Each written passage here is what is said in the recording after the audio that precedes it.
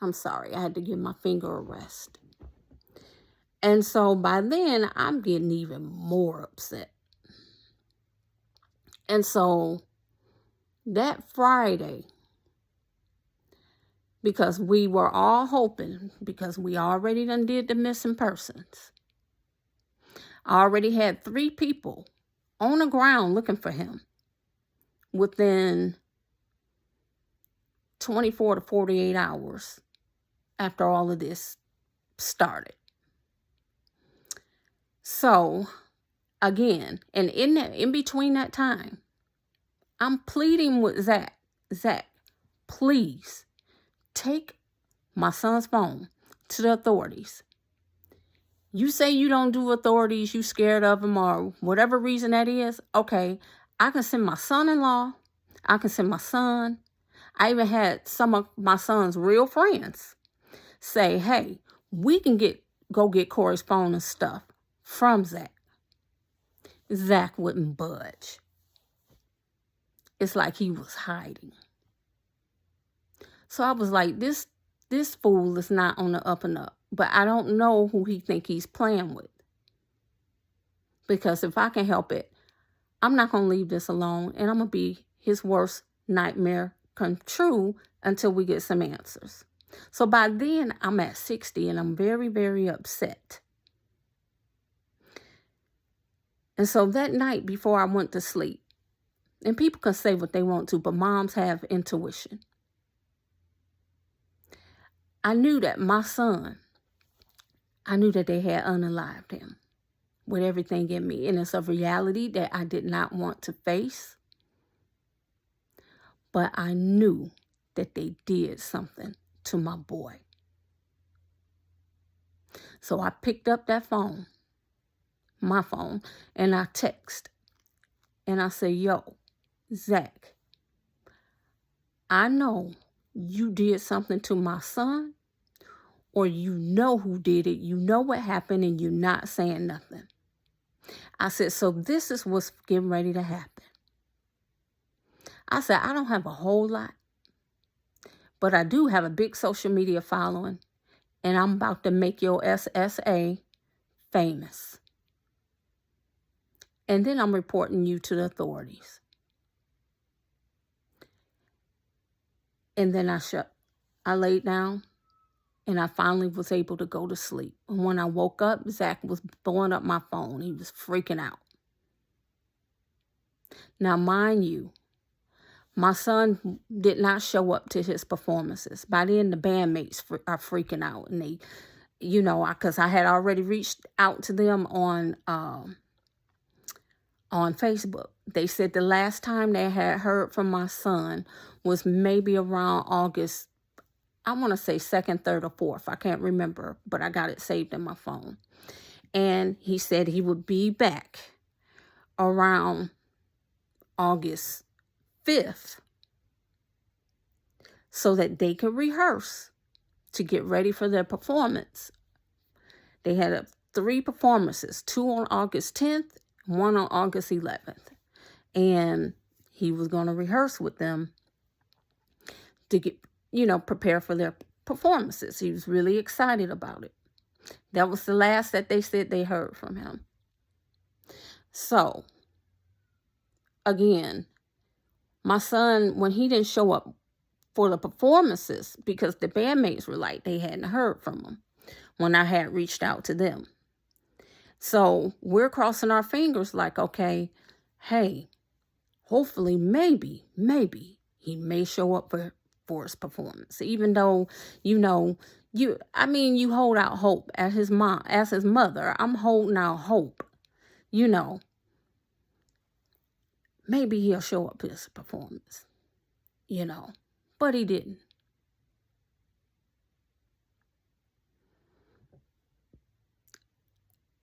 That is when, my husband went at Zach and he said, Zach, stop playing with us. If you murdered my son, you need to say so. Or if you know something happened to Corey, you need to say so. Zach started crying, and it sounded like he was shape-shifting in the phone. Oh, Corey's my brother. I love Corey. I would never hurt Corey. That's my brother. And he's just freaking out. And my husband let him freak out. And my husband basically said, I'm not moved by your tears or whatever show that you're putting on. You need to come out and say what happened. Zach wouldn't do it. In between that time, we're still hounding the police. The police still talking about what they can't do. And I cannot remember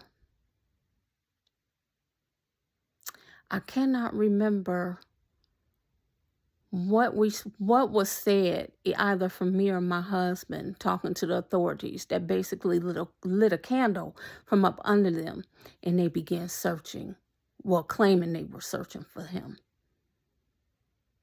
Because I don't believe the authorities either, and I believe they had an agenda or an involvement in what happened to my son. And I'm going to get to that too. But, and I just lost my train of thought because this is a lot. By then, because I had I had brought in somebody to help me with my son's case, and his name is Prophet Reuben Mitchell. And he has a lot of underground intel that was out looking for my son. And by then we're doing videos. By then we trying to get everybody involved that we can get involved in looking for my son. It's still kind of like within the first 5 to 7 days that my son is missing. And so we're looking, and so nobody could find Zach, because we were like, we got to get this phone. Zach didn't want us to get this phone. Zach did not want us to get my son's phone. But if this is your friend, your brother, whom you love so much that you swear up and down to me that that's your brother and you love him so, so much, why won't you give up his phone? So by then, the authorities, the Fresno County sheriffs, they're involved. They say they're looking, they have an airplane, they have cadaver dogs, they have people on the ground looking for my son. By then, we're doing a bunch of live videos on TikTok, and we're getting a lot of comments of a few people that lived in Kerman that's like, hey, we hear the commotion going on. We hear the dogs, A through Z. By then, I'm catching a flight out to California, and I went myself. I went in the city of Kerman, and I went on the outskirts of Kerman. When I went in the city of Kerman, I went to parks. I looked through alleys. I looked through trash cans, bushes, everywhere. I went to the outskirts of Kerman, where that house was, and I was within feet from that house, and I didn't know it. And maybe that's by the grace of God that I didn't know that I was standing feet from this house, because the way Kerman was, the orchards and the almond fields are so thick, and I'm not very tall, that's all I could see surrounding me was that and irrigation drainage ditches.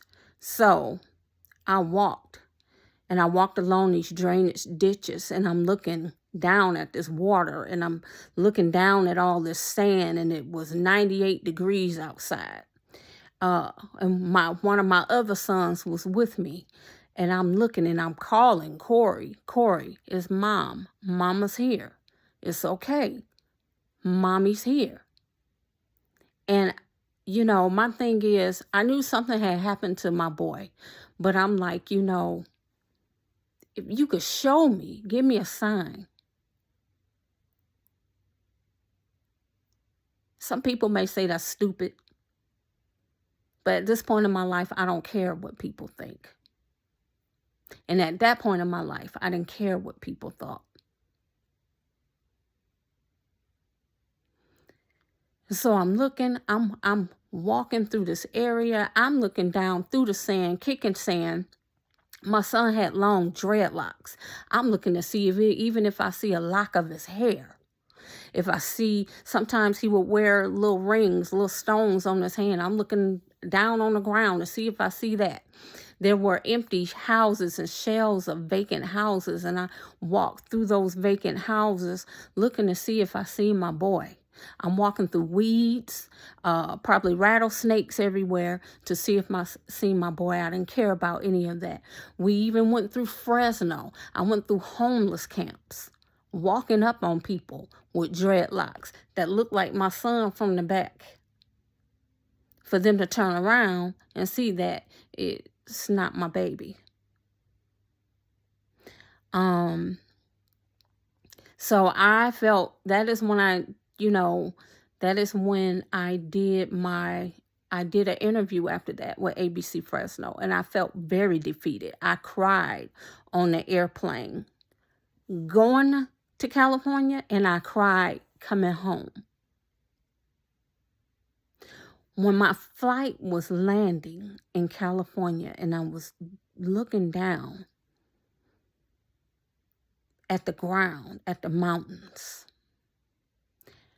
I cried because I said, my baby is somewhere down there. And all I could say is, Mama's here. Mama's here. And also, I said in the atmosphere to the fools that Mama's home. And you picked the wrong one.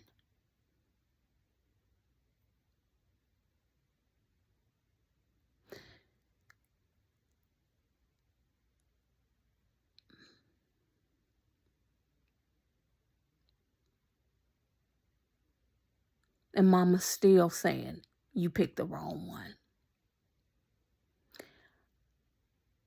People can say, oh, why was he hanging around?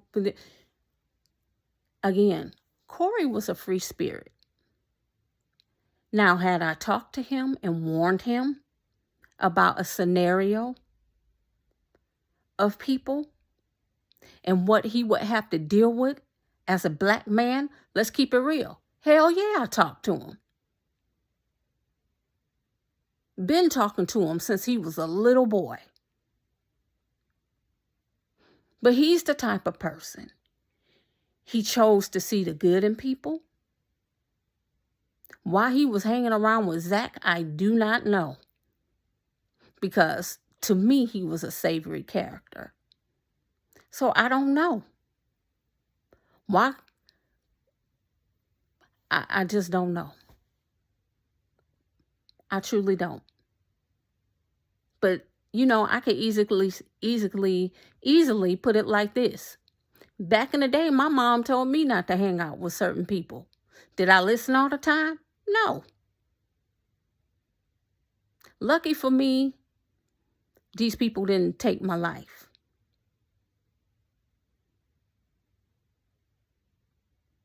Did I do everything that my mom said do or don't do back in the day?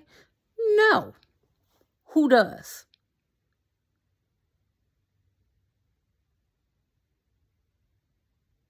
So, yeah, Corey was taught, be mindful of who you hang out with. Take everything that most people say to you as a grain of salt, because they'll turn on you in a minute. He was taught all that. All of it. Constantly.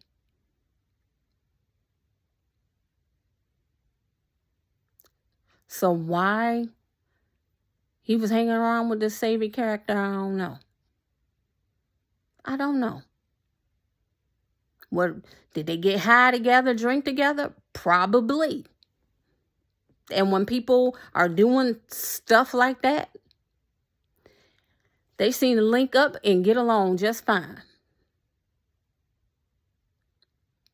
I can't speak for that. But he didn't deserve to have his life taken. Because if that's the case, then all of us needed to have that same or similar type of demise by hanging with people we shouldn't hang with, doing stuff we shouldn't do, shouldn't be doing, saying stuff we shouldn't be saying, being places we shouldn't be. Everybody's guilty of that. And that's just keeping it real. So that, I say that to say this. Then everybody deserved whatever should have came to them. But again, he didn't deserve to have his life taken. He didn't deserve to have whatever happened to him happen. And I believe in my heart of hearts, it was gruesome. Especially for him to go this long and not a sign of him. Not a sign. It was gruesome. And it's a bunch of people, including the authorities, that are covering up whatever happened to Corey. Because several of those people in that house are linked to the authorities. Zach's mother, Teresa Carruthers, she's kind of a Make America Great Again type lady. Yeah, she got some great ties to the Norfolk, California authorities and the Fresno County authorities. Zach Stiles lied and said that Dylan Thomas was the one Corey had the altercation with. And basically, my husband and I had to drag it out of him on one of our last known communications was that who the person was that my son Corey supposedly had the altercation with. And it was through a video that Prophet Reuben made. Where Prophet Reuben said, yep, this person, Dylan Thomas, is the person that Corey had the altercation with. Zach Stiles said this about this guy, right?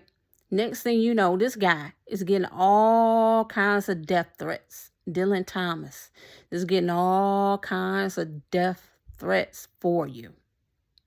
To the point he contacted Reuben Mitchell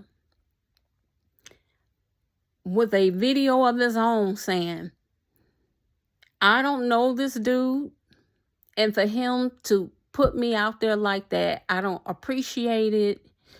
And if I catch this dude, I'm going to beat it out of him for him to tell the truth. Because I'm getting all these death threats.